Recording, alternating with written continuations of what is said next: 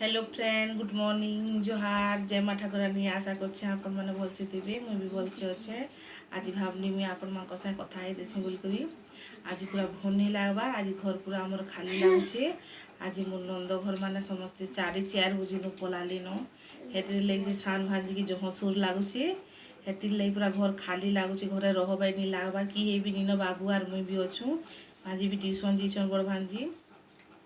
हेतिर भावनी कहाँ टी आपण मान साथ कथा ही देसी जे भल लगा भावनी आपण मान साथ कथा लागुचे। ठीक अच्छे, मुझे काण काण रांधनी आपण मान को देखामी, आपण माने देखिबे।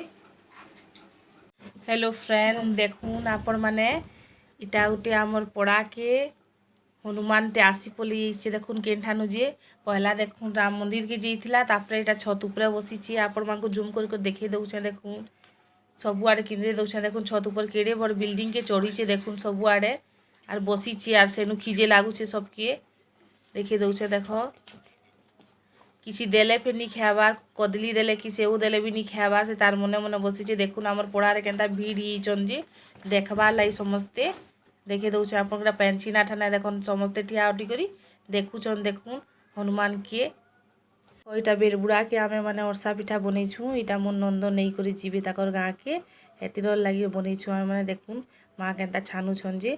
आपन को जदि छोटिया वीडियो भल लागला तो लाइक, सब्सक्राइब, कमेंट करबे, शेयर करबे। रखुचे, बाय।